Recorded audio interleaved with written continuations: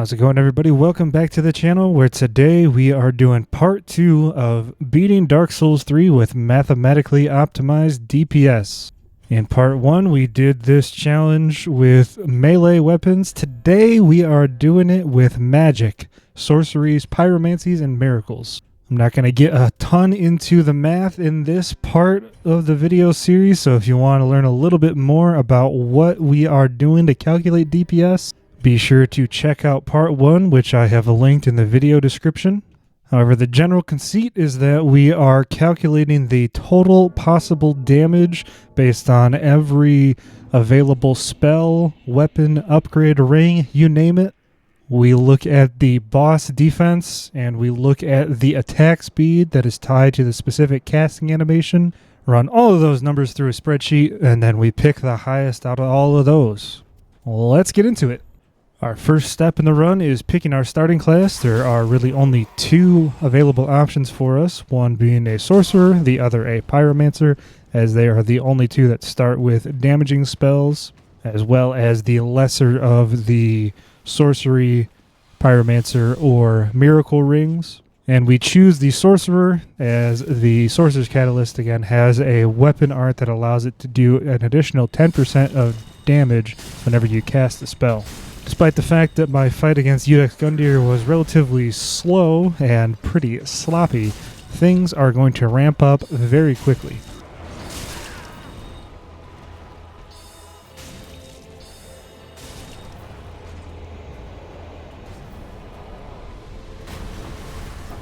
First on our list is going around Firelink Shrine, getting a large Titanite shard from a trade, and picking up the covetous Silver Serpent Ring to get some additional souls while we're farming. And it's onto the high wall to gather a bunch of Titanite shards and the additional large Titanite shard that you can get from the dragon. For Vort, we're using a +4 weapon in the same setup as we were against Udex, as there's not really any way to improve our damage output at the high wall itself. This was also not my cleanest of fights, but it was still relatively quickly, despite the fact that towards the end of it I did take some damage and thought I was going to have to retry it. First try bosses for both Udex and Vort, and it's down to the Undead settlement, where we have a lot to pick up.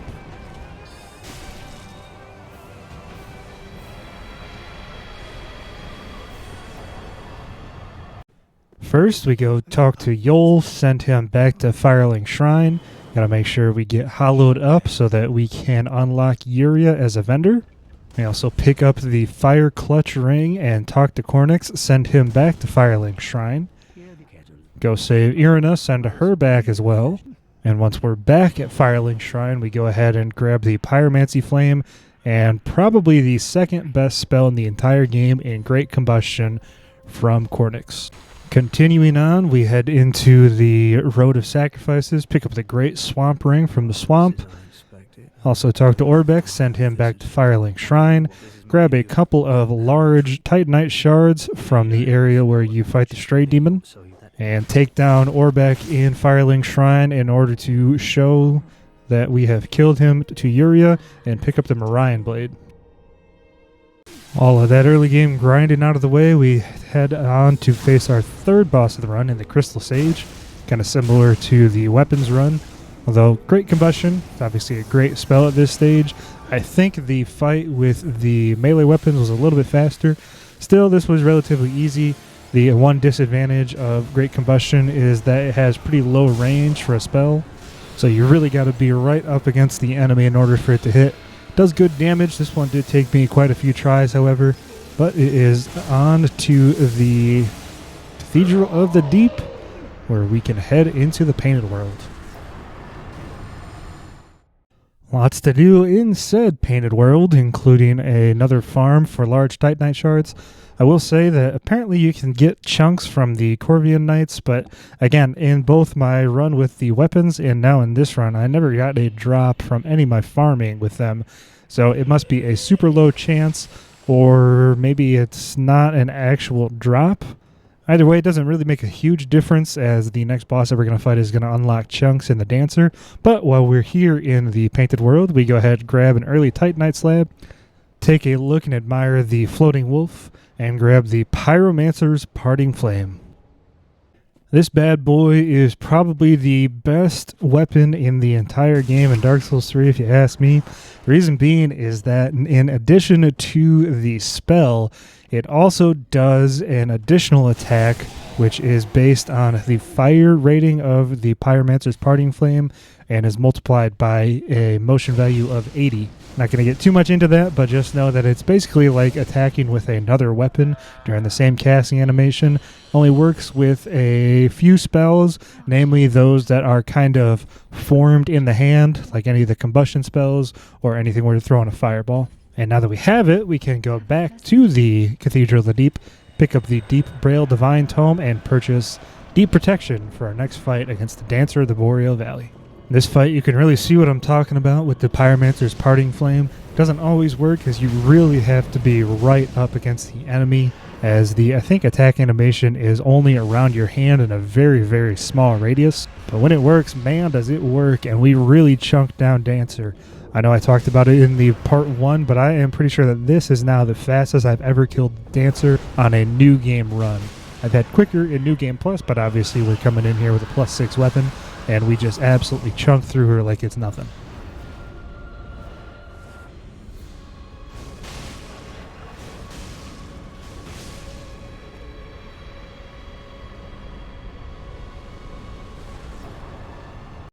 With the Dancer down, we can now go up to Lothric Castle, pick up the Sunlight Straight Sword, go ahead and join the Warriors of Sunlight Covenant, which we'll make use of in a little bit, and pick up the Red Tearstone Ring.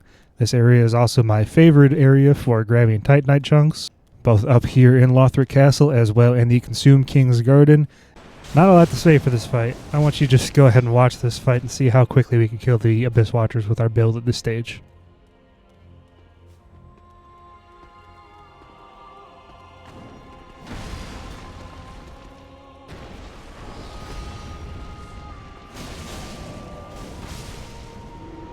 The reason we did the Abyss Watchers before the Deacons of the Deep is now we can go down into Smoldering Lake to pick up the Witch's Ring, which grants us a 20% attack bonus to all Pyromancers, which does stack with the lesser of the ring that we're wearing right now.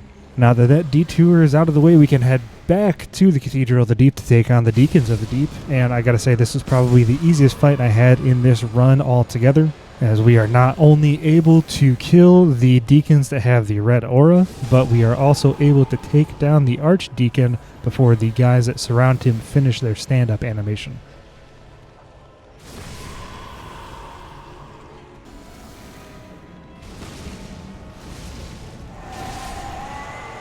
Our next upgrades are going to be in Anor Londo, so we have to go through High Lord Wolnir. This was a bit of an annoying fight as well, considering the fact that he did not like to keep his hands down at the start of the fight. Once we are able to start chunking through his wristbands after he does put his hands down, it ends pretty quickly, and High Lord Wolnir goes back to the Abyss.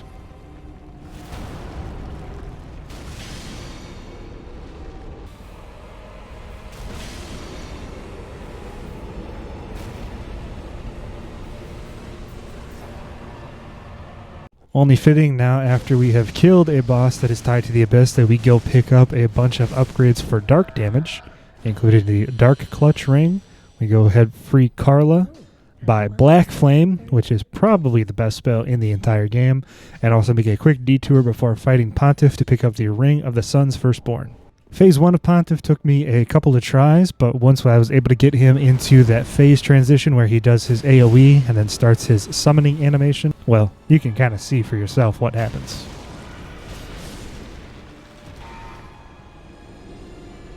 If there's ever going to be a fight that kind of shows off the benefits of the Pyromancer's Parting Flame, I think it's definitely against Aldrich in this fight. Even though this was very sloppy, I missed a ton of casts with Great Combustion, I was still able to skip Phase 2 entirely.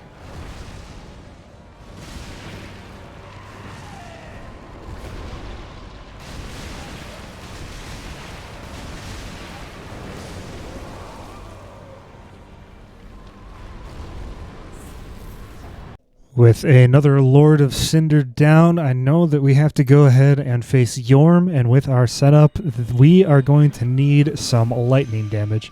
So, our next step is to go back into the Painted World and fight Sister Fried and Father Ariandel. As a full disclosure, I am not a huge fan of this fight. I don't mind Phase 2 or Phase 3, but Phase 1 is really annoying to me at some times. But this isn't a gripe about the fight, rather it is a show-off of what you can do, even despite the fact that they get an increased health pool because I summoned Gale. And Gale was mostly helping in Phase 2 and 3 to kind of reduce the aggro down in those phases, as otherwise getting right up next to both Father Ariandel and Sister Fried is quite difficult for me when I'm not using melee weapons, so that's kind of why I did it. Plus, this isn't necessarily a run where I am not allowing summons.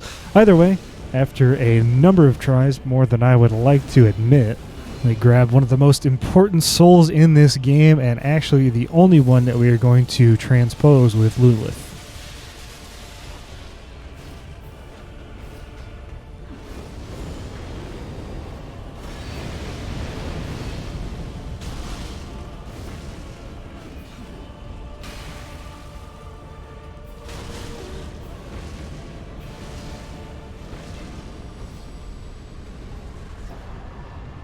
Before we can do transposition, however, we do need to go ahead and kill the Cursed Rotted Greatwood.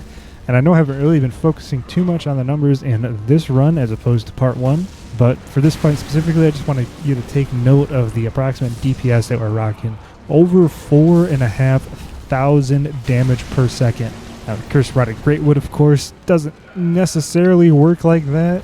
I think I might have been able to skip Phase 2 if I was able to get one hit before he did his bounce or, knock down the animation, where whatever it is to go into the Pit of Hollows. But I mean, it's pretty much a joke considering the build that we're rocking right now.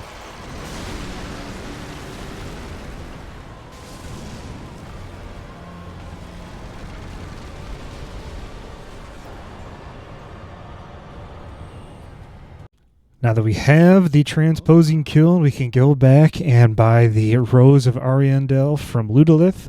And we have to go back to Lothric Castle, grind up 30 Sunlight Medals to pick up one of the best miracles in the game in Great Lightning Spear. There's still one more upgrade that we can go ahead and grab before facing Yhorm, and that is picking up the Lightning Clutch Ring from the Archdragon Peak. That does require us, however, to go ahead and kill Osiris. And this is definitely the fastest I've ever killed Osiris in a new game cycle, and I think this really shows just how powerful miracle runs can be in this game, and magic in general. I typically like to use weapons, but whenever you can get a build like this that really maximizes and squeezes every single possible damage increase, you can really chunk down some of these bosses in no time flat. Now that we have the Path of the Dragon, we go ahead and pick up the Lightning Clutch Ring, and it's on to Yhorm. Yhorm is a bit of an interesting boss. I did mention this in part 1, haven't really mentioned this in part 2, but for various bosses they have absorptions that differ based on where you hit them. Yhorm's weak spot, of course, is his head, which is why we do so much damage whenever we land those lightning spears. It's also interesting to note that despite the fact that Old Great Lightning Spear is definitely the highest possible DPS for this fight, it really only comes into play when you can land both the spear and you get a quick AoE effect right at your casting location, which does some extra damage. I'm not really able to make use of it in most of these fights, but this fight was obviously pretty easy regardless.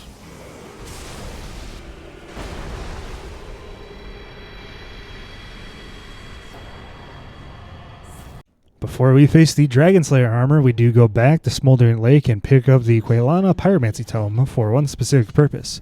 That purpose is to buy the Rapport spell. What does this bad boy do? Well, it charms any undead enemy, including the undead clerics in Lothric Castle.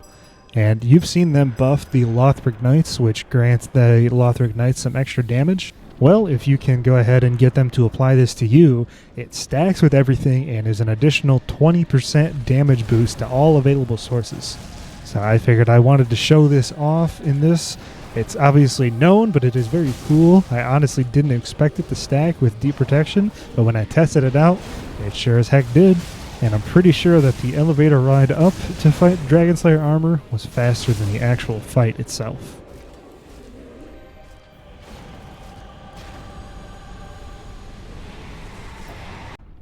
With the armor dispatched, we can go ahead and pick up one of the last major upgrades in this run, being Power Within from the Grand Archives, and it is on to the Twin Princes. Similar to before, I did this in 2 different strokes, one being the fight against Lorien, and then the second being the fight against Lothric and Lorien combined, where I started phase 2 behind them so they drop aggro. Not that it matters too much, as we are able to do incredible amounts of damage, 2-shotting Lorien in fact in phase 1, although the buffs are kind of difficult to keep up throughout the entire fight, as it's really difficult to get too close to the princes whenever you start phase 2, which is really the reason that I wanted to do this in kind of 2 different segments.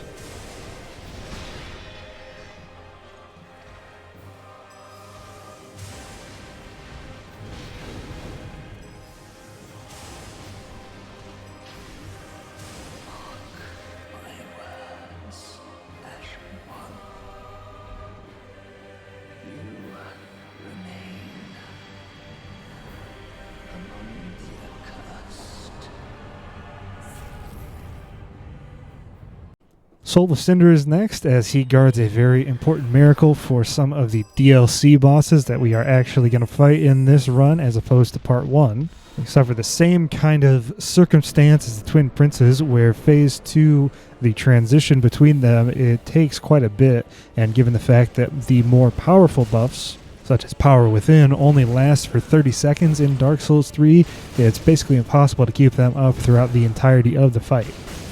So, despite that, the defenses and absorptions of the Soul of Cinder do not change from phase 1 to phase 2, and in fact, in phase 1, from the time that I entered the Fog Gate to the start of phase 2's transition, the phase 1 fight only took me about 20 seconds in total. And for phase 2, I basically ended up running around and just taking pot shots with Black Fire Orb whenever he did his 5-hit Gwyn combo.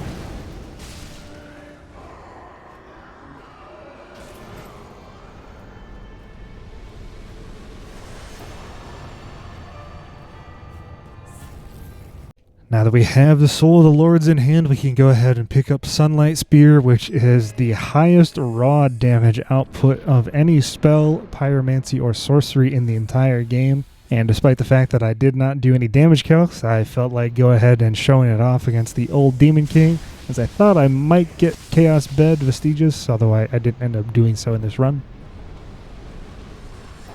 I went ahead and just did a plunging attack against the Ancient Wyvern because I don't really find the fight interesting when using magic. And I went to the Ring City finally because we have another upgrade that we can get before facing off against the Nameless King. Before grabbing said upgrade, however, we have to face off against the demons and the Demon Prince. This is another fight that I really struggle with, as I do not find gank fights to be very intuitive, at least for me. So this is another one of the fights where the buffs are effectively impossible to keep up during the entirety of the fight. It's funny, in the winning run, I actually didn't reallocate my flasks appropriately and had to resort to chucking in some lightning urns towards the end of the fight.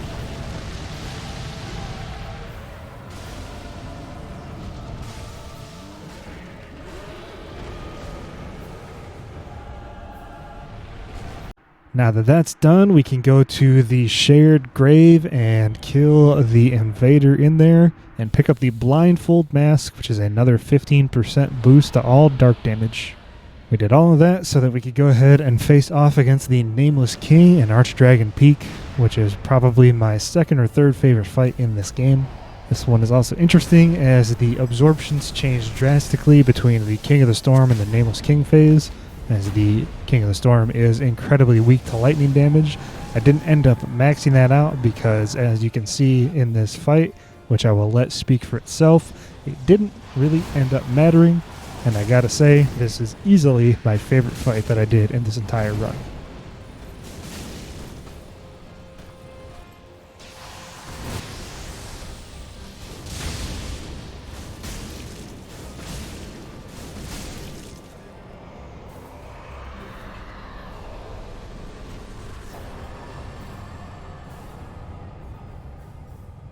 You know, I have a bit of a love-hate relationship with Darkita Midir. I don't really mind fighting his Phase 1, but once he starts Phase 2 and that super crazy Omega Laser attack that he does, I find that to be really difficult and unintuitive to dodge. But this was honestly the fastest I've ever killed Midir, which is a pretty common sentiment for a lot of bosses in this run. No surprise considering that it is mathematically optimized DPS. But this build is incredibly strong. You know, in hindsight, I probably could have done some reallocations of attributes to pump up my faith all the way up to 99. So I think I was rocking around 50 int and 50 faith to max out the pyromancy flame scaling. But that really would have only gotten us an extra couple of points of AR, so I didn't really feel like doing so. With Midir down, there's just one more boss to go.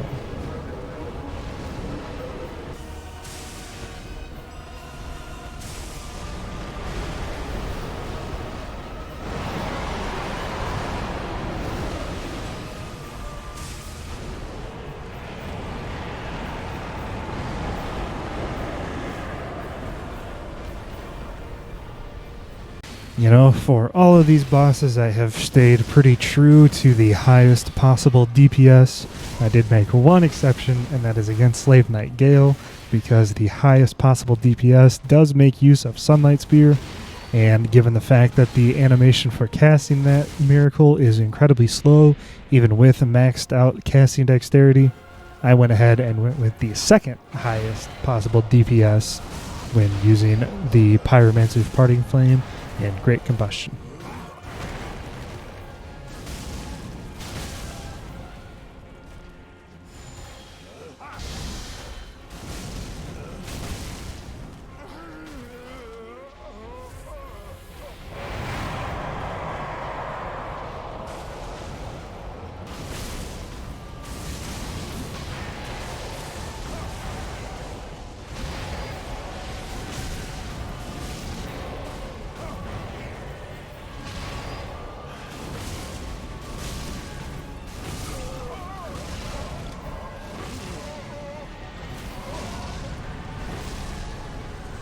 So that's it for both parts 1 and 2 of beating Dark Souls 3 with mathematically optimized DPS. Again, if you want to see me do this in other games, please let me know in the comments. I would love to do so. I think I will do Dark Souls 2 at some point, maybe in the next couple of months. But I also want to try and tackle this in some of the other FromSoft games. Until then, thank you so much for watching. If you enjoyed this, feel free to leave a like, a comment, or a subscription. If you have any wacky mathematical-based challenge run ideas as well, feel free to leave them in the comments below, and I might just take a look. Until then, have a great day, everybody, and we'll see you in the next video.